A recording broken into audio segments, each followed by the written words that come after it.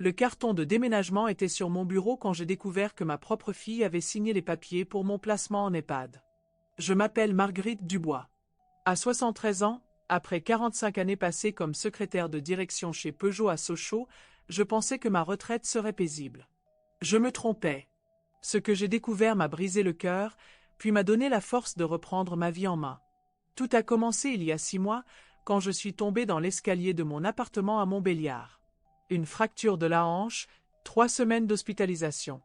Ma fille unique, Sophie, et son mari Laurent sont venus me récupérer. « Maman, tu ne peux pas rester seule maintenant.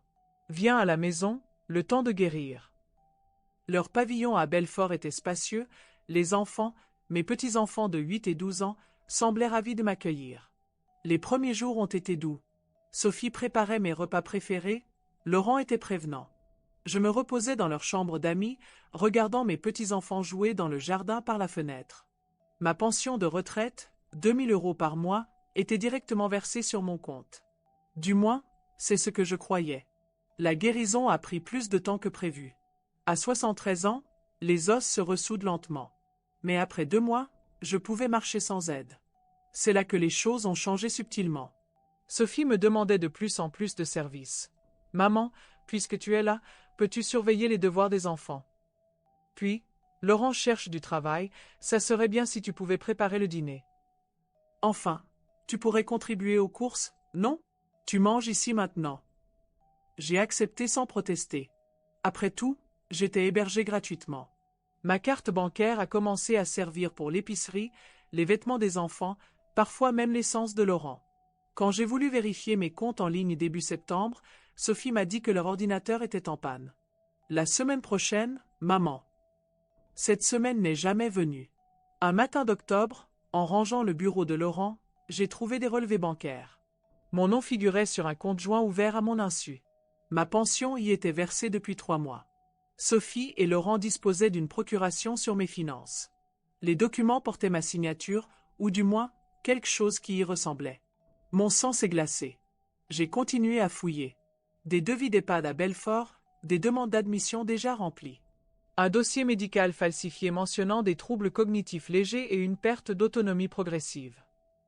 Le médecin de famille, celui de Sophie, pas le mien, avait signé ces mensonges. Dans un autre dossier, mon testament.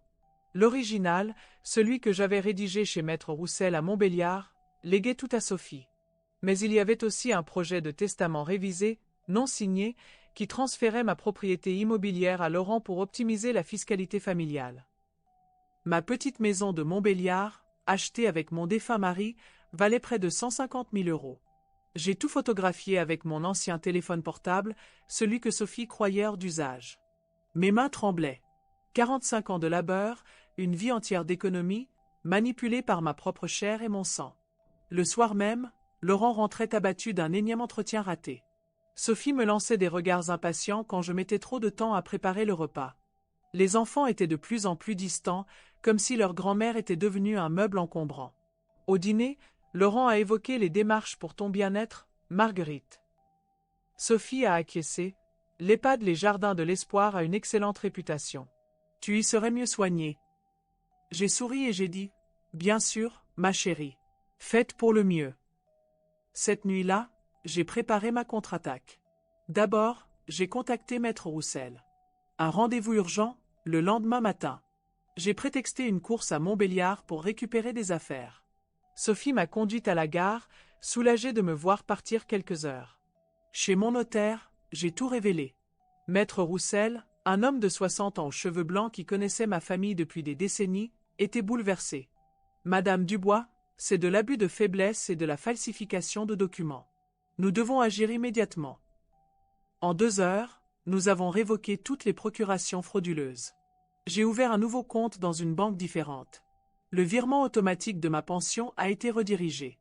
J'ai rédigé un nouveau testament, léguant ma maison à ma petite-fille Camille, avec une clause stipulant qu'elle ne pourrait en disposer qu'à sa majorité.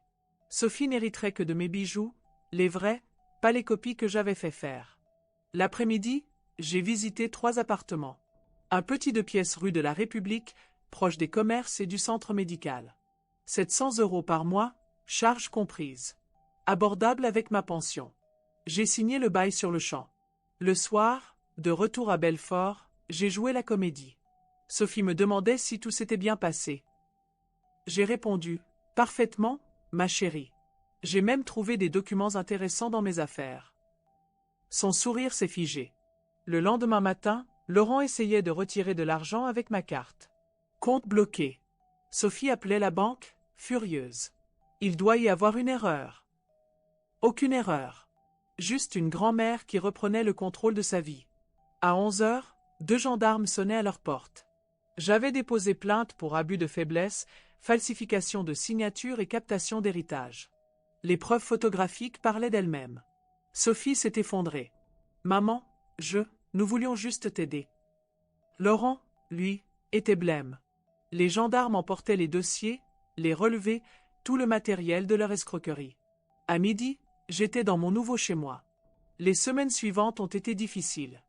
Les enfants me manquaient terriblement. Sophie tentait de me joindre, alternant menaces et supplications sur mon répondeur. Laurent avait disparu, retourné chez sa mère à Lyon, d'après les voisins. Mais pour la première fois depuis des mois, j'étais libre. Mon petit appartement sentait le café et les croissants du dimanche. J'avais renoué avec mes anciennes collègues de Peugeot. Nous nous retrouvions au café de la place, évoquant nos souvenirs communs, nos lectures, nos projets de voyage. Maître Roussel suivait la procédure judiciaire. L'enquête avance bien, Madame Dubois. Sophie risque une peine avec sursis, mais Laurent pourrait aller en prison. Votre courage inspire d'autres familles victimes d'abus similaires. Un mardi de décembre, quelqu'un a frappé à ma porte. C'était Camille, ma petite fille de 12 ans. Elle tenait un bouquet de chrysanthèmes et un paquet de cookies faits maison. Grand-maman, maman m'a dit que tu étais fâchée contre nous. Ses yeux brillaient de larmes. Je ne comprends pas pourquoi, mais je t'aime et tu me manques. Je l'ai serrée contre moi. Ma chérie, je ne suis pas fâchée contre toi. Jamais. Tes parents ont fait des choses qui m'ont fait du mal, mais toi, tu restes mon rayon de soleil. Nous avons passé l'après-midi ensemble. Elle m'a parlé de l'école, de ses amis, de son chagrin de voir ses parents se disputer constamment depuis mon départ. Je lui ai promis qu'elle pourrait venir me voir quand elle voulait, avec ou sans l'autorisation de Sophie. En janvier, Sophie m'a écrit. Une lettre manuscrite, pas un message téléphonique. Pas d'excuses, mais une reconnaissance. Maman, je sais que j'ai mal agi. Laurent m'avait convaincu que c'était pour ton bien, mais je réalise maintenant que c'était surtout pour notre facilité financière. Tu as eu raison de te défendre. Je respecterai ta décision de vivre séparément. Les enfants peuvent te voir quand ils veulent. Cette lettre m'a fait pleurer. De soulagement, de tristesse, d'un amour qui persiste malgré la trahison. Aujourd'hui, 6 mois après avoir découvert leur stratagème, je tricote sur mon petit balcon. Camille vient me voir tous les mercredis après l'école. Hugo, mon petit-fils, reste plus distant, mais il sourit quand je lui prépare ses crêpes préférées. Ma vie n'est plus celle que j'avais imaginée. Elle est différente, plus petite peut-être, mais elle est mienne. Entièrement mienne. Chaque matin, je choisis comment dépenser ma journée. Chaque euro de ma pension sert à mes propres besoins et plaisirs. Laurent a été condamné à 6 mois de prison avec sursis et à me rembourser les 3 000 € détournés. Sophie a écopé d'une amende et d'un rappel à la loi. Plus important, elle a compris que sa mère n'était ni un distributeur de billets ni un fantôme qu'on peut faire disparaître dans une institution. Le processus de guérison continue. Certains soirs, la solitude pèse. Mais elle ne pèse jamais autant que l'humiliation de se faire dépouiller par ceux qu'on aime le plus. À 73 ans, j'ai appris qu'il n'est jamais trop tard pour dire non. Qu'il n'est jamais trop tard pour reprendre sa dignité. La liberté a un goût particulier quand on l'a presque perdue. Elle a le goût du café bu dans sa propre cuisine, du courrier qu'on ouvre sans crainte, des conversations qu'on choisit d'avoir ou de ne pas avoir. Ma petite maison de Montbéliard attend toujours. Peut-être y retournerai-je un jour.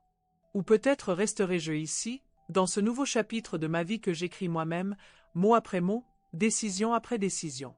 L'important, c'est que l'auteur de cette histoire, c'est moi. Plus personne d'autre. Et ça, mes petits-enfants s'en souviendront quand ils liront un jour le testament que j'ai rédigé, non pas pour punir, mais pour protéger.